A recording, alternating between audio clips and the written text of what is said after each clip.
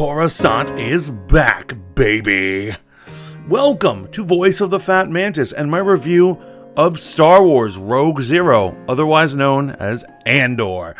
Gotta say, I'm really enjoying this show. It's truly capturing what it's like to be a proto-rebel alliance. As a matter of fact, at one point in the episode, he is quoted as saying, "Who are you with? The Alliance, the Seps, the Guerrillas, or the Partisans?" Naming several groups that will eventually become the Rebel Alliance. Now we understand why it's an alliance. It's different factions and different groups with totally different opinions and needs who all just similarly hate the Empire.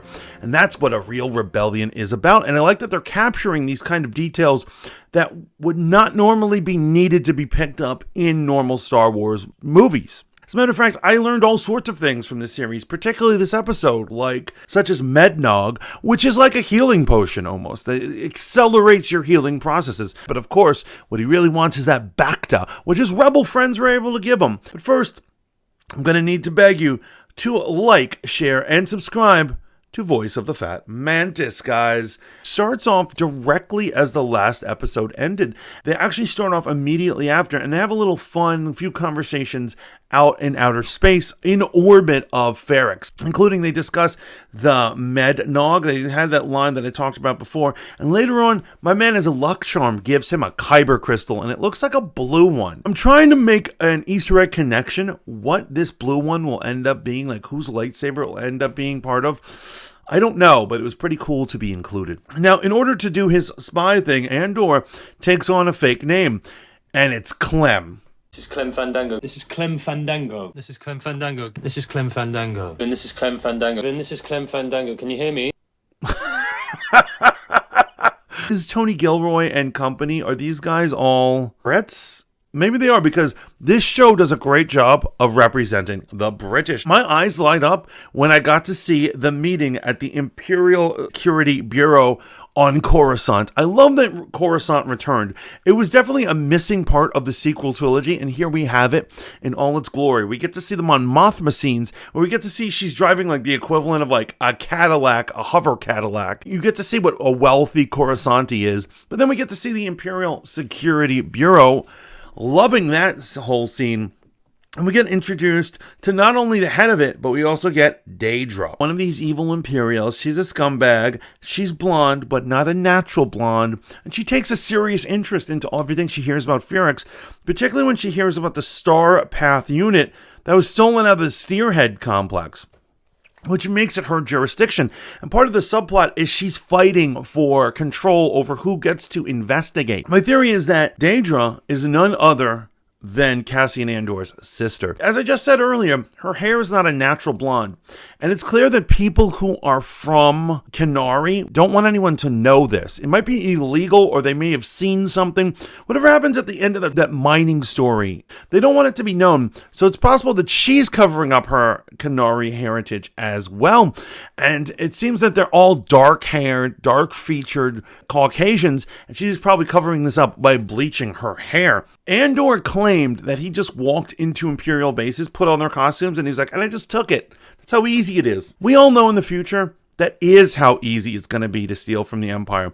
But I don't think that's how he started off. I believe that his sister, Daedra, helped him steal that. Not to screw one for the Empire, but just to give him something to sell and be able to survive in this cruel, harsh galaxy, and that she knew that she'd be able to pick up the case and cover up any involvement. I think for the entire episode, she's going to be hunting him, but not for the reasons that we think. Our buddy Karn, who has not left the story, his career is shattered. The Empire is having him transferred. The entire area of Ferrix is being now run by the Empire. And this poor guy gets to go to his ashamed mother, who gives him a hearty slap across his face. Now, the hardest part about this is when we look at this kid, I believe we all thought that he was some rich boy, Coruscanti a-hole, living up in the sky. But when he got to Coruscant, he took the elevator straight down. And for those of you who are hip to Star Wars lore, you know that the further down you go, the poorer you are. The poorer the people are.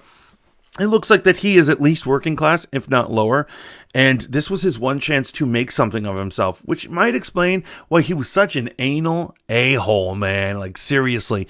And he's brought shame on his family and possibly ruined his whole thing. Now, I've got a further prediction about this one, connecting back to Daedra. Daedra was unable to secure the right to investigate this situation. I dig it. I understand. However, she's going to do it on her own time. We all know that's going to happen. And I believe that she's going to contact Karn on Coruscant. They're on the same planet. And he's going to give her all the information that she's lacking. And together, they're going to go investigate the ANDOR situation. Karn will have no idea that she is actually working for ANDOR. This is all conspiracy. I don't know anything. They're not spoilers.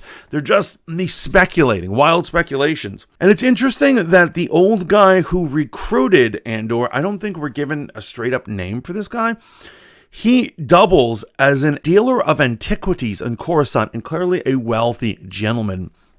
And he is in league with Mon Mothma and a rebellion. Another Coruscanti noble, Mon Mothma. Now, I mentioned her fancy car.